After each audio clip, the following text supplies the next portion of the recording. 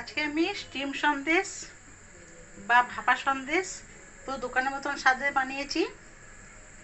আর এই যে আজকে সন্দেশটা বানিয়েছি ওটা আমি একটা দুধ মতলব একটা প্যাকেট দুধ আমি ফোটাচ্ছিলাম, সেটা কেটে গেছে। আর সেই দুধটা ফেলে না যে কী করে কাজে লাগানো যায় সেই ক্ষেত্রে আমি করে দেখিয়েছি। তোমরা চাইলে ভালো দুধও কেটে ভিনেগার বা দই দিয়ে দুধ দিয়ে কেটে তোমরা করতে পারো। তো চলো দেখে নেওয়া যায় আমি স্টিম সন্দেশ কেমন বানাচ্ছি আমাদের ছোট্ট ভিডিওতে। ভিডিওটি পুরো দেখার জন্য অনুরোধ রইল। নমস্কার বন্ধুরা, শিলা ফ্রি কুকিং ক্লাস সবাইকে অনেক স্বাগত। আজকে আমি ছানা স্টিম সন্দেশ বানাবো। তার জন্য এখানে আমি নিয়ে নিয়েছি 200 গ্রাম ছানা। এই ছানাটা ঘরে আমার দুধ আজকে কেটে গেছিলো, তো দুধটা আজ এখনকার যে যুগ সেখানে কিছুই ফেলার নয়। তো ওই জন্যে আমি এখানে ওই ছানাতে কিছু একটা বানিয়ে নিই, কাজে লাগিয়ে দেবো। আমরা সবাই ভাবি যে এটা যে নষ্ট না করে কিছু একটা কাজে লাগিয়ে দিই। তো ওই ছানাটাকে আমি কাজে লাগালাম, তো এখানে স্টিম সন্দেশ বানালাম। তোমরা চাইলে দুধকে সম্পূর্ণ কাটিয়েও লেবু কিংবা ভিনেগার দিয়ে কাটিয়েও তোমরা ছানা করে যেতে পারো।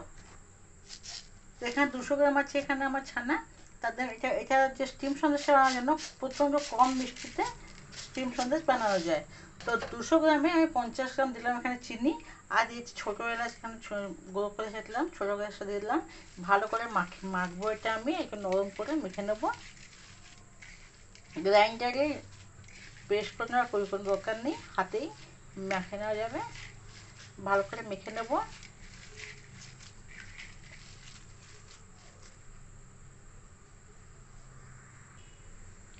ছানা ভালো করে মাখা হয়ে গেছে, এখানে নরম করে একটা স্টিলের টিফিন নিয়ে নিয়েছি। এবার এই টিফিনের মধ্যে অল্প একটু হাতে ঘি লাগিয়ে চারিদিকে ঘি লাগিয়ে দেবো। এতে স্বাদও ভালো আসবে আর তাড়াতাড়ি উঠেও যাবে। এরপর এই পুরো ছানাটাকে আমি এর মধ্যে সেট করে নেব।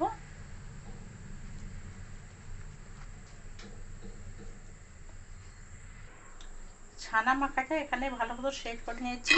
এরপর টিফিন ঢাকনা দিয়ে দেবো। যারা পুরনো রাঁধুনি তারা তো জানেই, আর যারা নতুন রাঁধুনি তারা একবার নিশ্চয়ই এরকম এত সহজে মাত্র দুটো উপকরণ দিয়ে এত সুন্দর ছানা স্টিম সন্দেশ বানানো যায়, যারা নতুন রাঁধুনি তারা না করলে একবার জানতে পারবে না। তো একবার করে দেখুন, আশা করি খুবই ভালো লাগবে। এবার টিফিনটা বন্ধ করে এই যে কড়াইতে আমি জল নিয়েছি, এটা স্ট্যান্ড বসিয়ে দিয়েছি। আর এই জলের মধ্যে এই যে টিফিন কারি এই অবধি জল থাকবে, জলটা কম দিয়েছি আমি, আর একটু জল দিয়ে দেবো।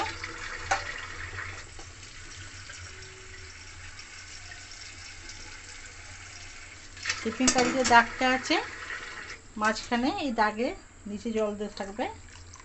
এই যে জল দিয়ে দিলাম। এবার এটাকে আমি চাপা দিয়ে দেবো, 10 মিনিট চাপা দিয়ে দেবো। 10 মিনিট পরে ফিরে আসছি।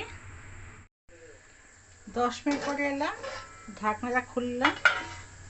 এবার এটা ঠান্ডা হওয়ার জন্য 5 মিনিট রেখে দেবো। ঠান্ডা হয়ে গেছে, 5 মিনিট পরে টিফিনটা খুলি।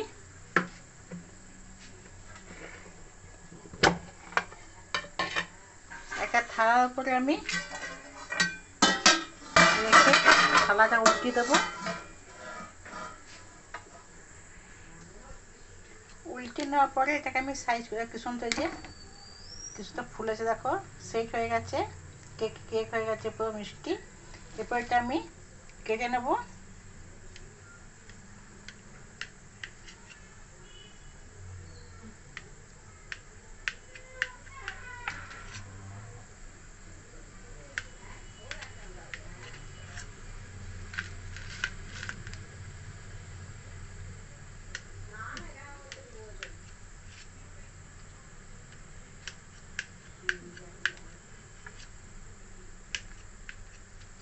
এবার গার্নিশিং করার জন্য মাঝখানে একটা করে আমি কিশমিশ দিয়ে দেবো। এটা টোটাল অপশনাল, দেখতে সুন্দর লাগবে তাই জন্য দিচ্ছি।